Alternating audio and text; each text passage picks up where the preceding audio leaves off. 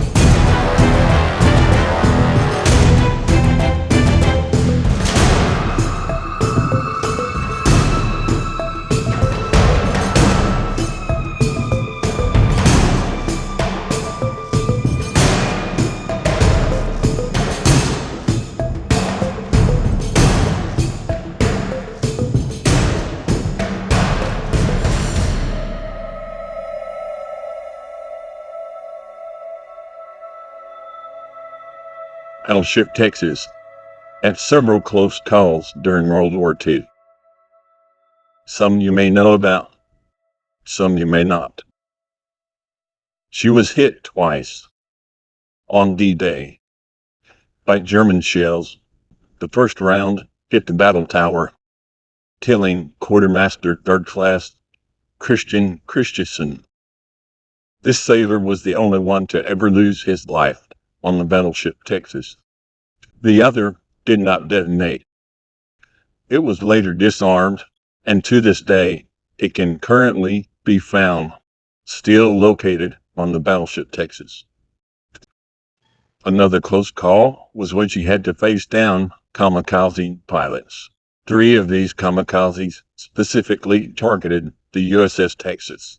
2 were shot down and offered no real threat. The third came so close to hitting the mark that parts of the aircraft were later found on board the deck of the USS Texas.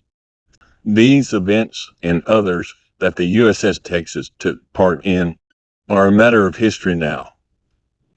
But for one fateful day, these events would never have happened, because the Texas would have been sunk by German U-boat U-203.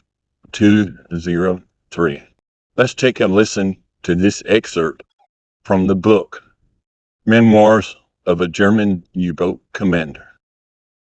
At sunset and 25 miles later, the captain ordered U-557 below surface to celebrate the survival of the entire crew. We called it a birthday party. The same night, after resurfacing, we informed headquarters, have been attacked by British submarine in CC-36. Counterattack, enemy escaped, U-557. We remained in the general area for another 5 days. The sneak attack prompted us to keep watch for periscopes as well as smokestacks. We saw neither for the second time in a short period, We had been ordered into a specific square to attack a convoy which was not there. The possibility of a leak in our security system occurred to some of us. Following orders from headquarters, we headed for Grid Square BC-35.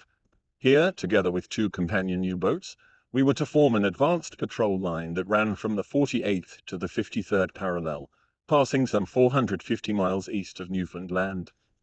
We arrived 2 days later. By now, 6 weeks had passed since we had left port.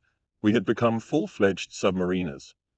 However, our food supply, which was calculated to last for 2 months, had shrunk considerably despite the few cans we had received from Belgium. Much had landed in the bilges or had turned bad. Paulson quickly solved the problem. He ordered Seibold to reduce the daily ration. As a result, we tightened our belts every other day. On the morning of June 20th, we intercepted a radio signal from Commander Mutzelberg, whose U-boat was also hunting in the northern Atlantic. Have sighted U.S. battleship Texas in blockade area. Ask permission to shoot U-203. The appearance of the Texas was a remarkable challenge by the Americans, who knew that every foreign ship that entered our blockade area was risking destruction. What would be Donitz's decision? We were all for shooting and sinking the Texas. U-203, still without an answer that afternoon, asked again for permission to attack. At dusk, we finally intercepted and deciphered an important signal from Admiral U-boats, replying to Mutzelberg's pressing demands. By order of the Führer, all incidents with United States ships must be avoided in the coming weeks. Until further notice, attacks may not be made on battleships, cruisers, and aircraft carriers unless definitely identified as hostile. Warships steaming at night without lights are not necessarily hostile. This order not only denied U-203 the right to shoot, it was also eventually directed to all U-boats at sea, and significantly limited our future method of operation, especially on guarded convoys. As we would learn, it was virtually impossible at night to distinguish a British destroyer from a US escort.